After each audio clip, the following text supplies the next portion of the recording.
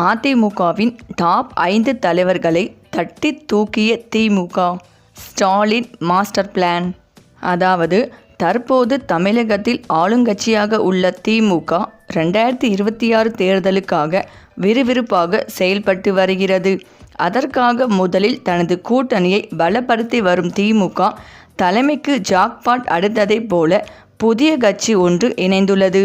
John பாண்டியனின் தமுமுக கட்சியுடன் பேச்சுவார்த்தை நடத்தி வருவதாக திமுக அமைச்சர் ராஜு கர்பன் கூறியுள்ளார்.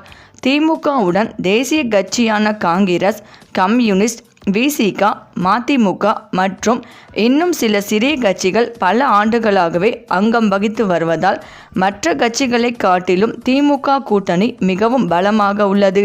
தற்போது அதிமுக பலமிழந்து காணப்படுவதால் இதனை பயன்படுத்தி கடந்த 10 தேர்தல்களிலும் திமுக வெற்றியடைந்து வருகிறது.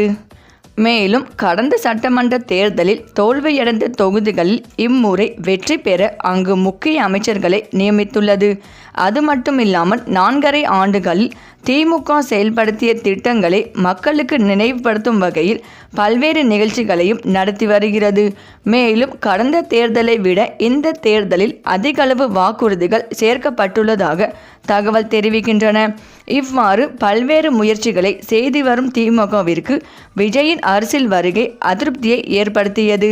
நடிகர் விஜய் கட்சி ஆரம்பித்து திமுக தான் தமது அரசியல் எதிரி என்று கூறியதோடு திமுகவின் கூட்டணி கட்சிகளை தவேக பக்கம் இழுக்க முயற்சித்தார்.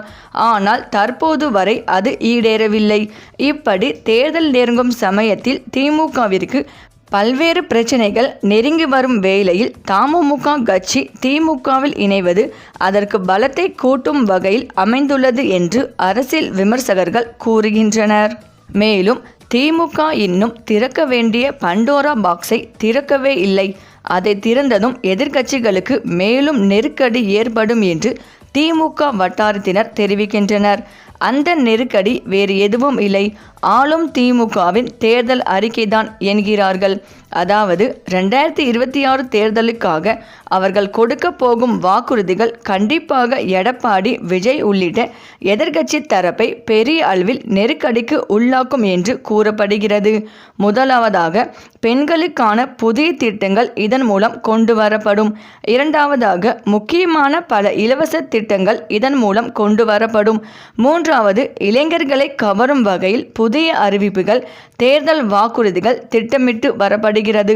நான்காவது தமிழ்நாடு சட்டசபை தேர்தல் 2026 முன்னிட்டு பல புதிய நலத்திட்டங்களை ஆளும் திமுக தொடங்கும் என்று எதிர்பார்க்கப்படுகிறது.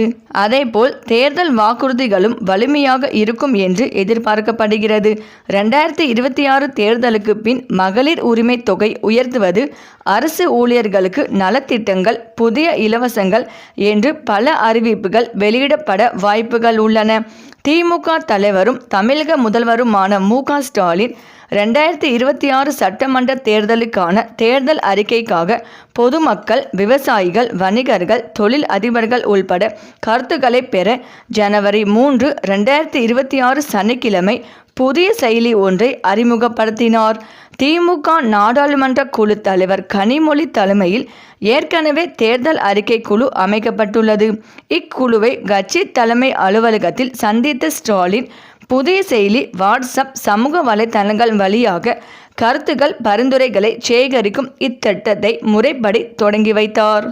2026 சட்டமன்ற தேர்தலுக்கான திமுக தேர்தல் அறிக்கை தயாரிப்பதற்கு மக்களிடம் கருத்து கேட்க இந்த செயலி அமைக்கப்படுகிறது. அறிக்கை தயாரிக்க கனிமொழி எம்பி தலைமையில் 12 பேர் கொண்ட குழு ஏற்கனவே அமைக்கப்பட்டுள்ளது. இக்குழுவில் திமுக செய்தி தொடர்பு தலைவர் TKS இளங்கோவன், திமுக வர்த்தக அணி துணைத் தலைவர் கோவி செலியன், திமுக சொத்து பாதுகாப்பு குழு செயலாளரும் தகவல் தொழில்நுட்பத்துறை அமைச்சருமான BDR பழனிவேல் தியாகராஜன், திமுக தகவல் தொழில்நுட்ப அணி செயலாளரும் தொழில்துறை அமைச்சருமான DRB ராஜா, திமுக அயலக அணி செயலாளர் எம் அப்துல்லா, முன்னாள் MP, திமுக செய்தி தொடர் செயலாளர் கான்ஸ்டன்டைன் ரவீந்திரன், திமுக மருத்துவ அணி செயலாளர் எழிலன் நாகநாதன், திமுக சுற்றுச்சூழல் அணி செயலாளர் கார்த்திகேய சிவசேனாபதி, திமுக மகளிர் தொண்டர் அணி துணைச் செயலாளர் தமிழரசி ரவிக்குமார் எம்எல்ஏ, இந்திய ஆட்சி பணி அலுவலர் ஓய்வு சந்தானம், கனவு தமிழ்நாடு ஒருங்கிணைப்பாளர் சுரேஷ் சம்பத் ஆகியோர் இடம்பெற்றுள்ளனர். தமிழ்நாடு சட்டசபை தேர்தலுக்கு முன்பாக மக்கள் நலத் திட்டங்கள் தொடர்பாக முதல்வர் ஸ்டாலின் முக்கியமான சர்வே ஒன்றை நிர்வாகிகள் மூலம் எடுக்க வாய்ப்பு உள்ளதாக கூறப்படுகிறது. அதன்படி அரசு ஊழியர்களை கொண்ட சிறப்பு குழு ஒன்று வீடுகளுக்கு நேரடியாக சென்று ஒவ்வொரு குடும்பத்தினரிடம் பேசியுள்ளது. பல முக்கியமான கேள்விகளை கேட்க உள்ளனர்.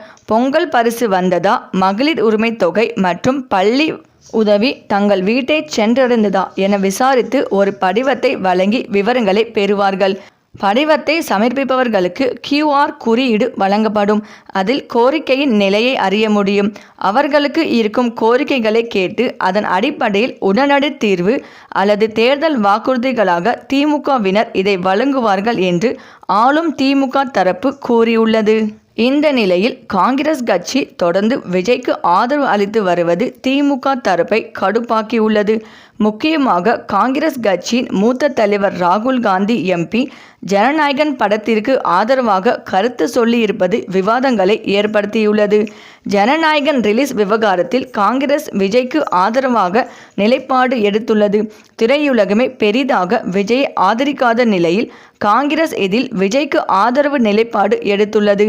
நடிகர் விஜயின் ஜனநாயகம் திரைப்படத்தை சுற்றியுள்ள சர்ச்சை அரசியல் அதிகாரத்தின் துஷ்பிரயோகம் குறித்து கவலைகளை தூண்டியுள்ளது.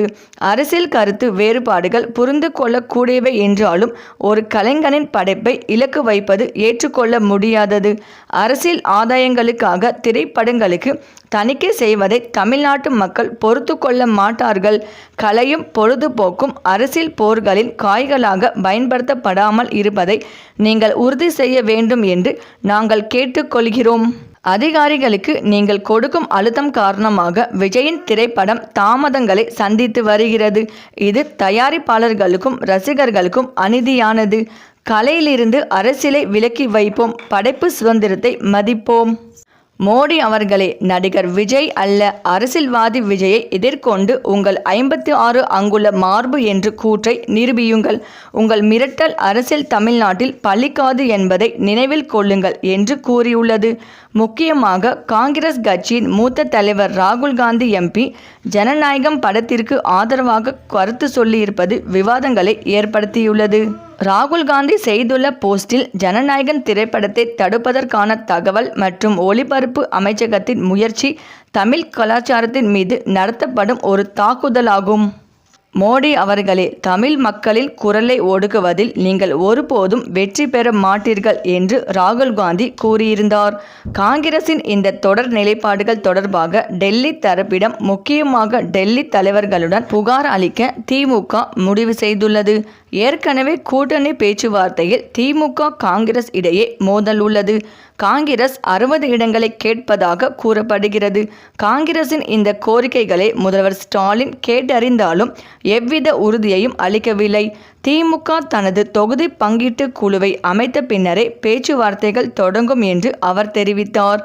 சரியான நேரத்தில் இவை நடக்கும் என திமுக வட்டாரங்கள் தெரிவிக்கின்றன. ஆக காங்கிரசின் போக்கு சரியில்லாத காரணத்தால் திமுக பிளான் B ஒன்றை போட்டு வருவதாக கூறப்படுகிறது.